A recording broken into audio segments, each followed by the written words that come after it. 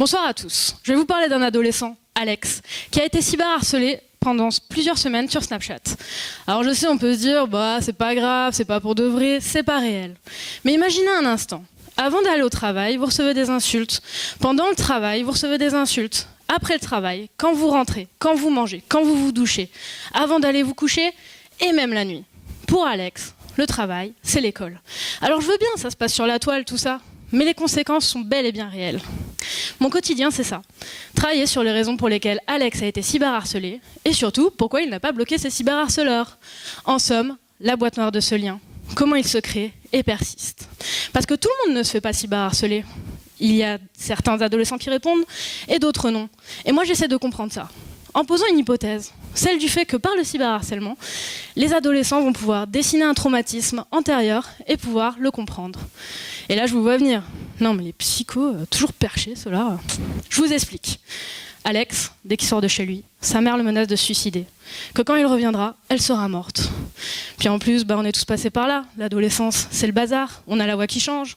On a des poils qui poussent. Là, on savait même pas que ça pouvait pousser. Puis en plus, Alex, il est pas super balèze. Hein. C'est une période vraiment pas facile. Et encore moins pour les adolescents d'aujourd'hui qui vivent avec un portable greffé à la main. Mon hypothèse, c'est que par une co-construction, ils vont pouvoir écrire leur histoire et pouvoir y trouver une fin. Enfin, dans les meilleurs cas. Et là, vous vous dites sûrement, mais une victime, ça veut pas se faire cyberharceler. Et vous avez raison, c'est assez paradoxal. Et c'est pour ça que je travaille là-dessus, pour pouvoir amener des éléments scientifiques à des professionnels, pour pouvoir repérer ces jeunes en détresse. Parce qu'au final, c'est ça, c'est la rencontre de deux mal-être adolescents, au point où se faire du mal est la seule solution pour pouvoir reprendre le contrôle. Parce qu'Alex, en fait, tout ce qu'il veut trouver, c'est quelqu'un de toujours présent, un lien continu, en parallèle de sa mère qui dit qu'elle va se suicider. Donc même si c'est douloureux pour lui, au moins, c'est là. Grâce à un téléphone portable, les adolescents peuvent construire tout ça. Un peu comme quand nous, on interprète mal un SMS ou un mail. Eux, ils vont comprendre à leur manière ce que dit l'autre pour pouvoir y mettre un peu de leur traumatisme là-dedans.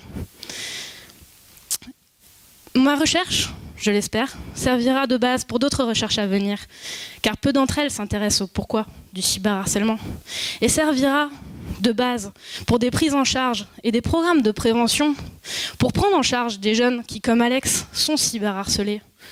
Pour que par la suite, et là je pense parler à tout le monde, il n'y ait plus d'événements dramatiques qui fassent la une des actualités. Merci.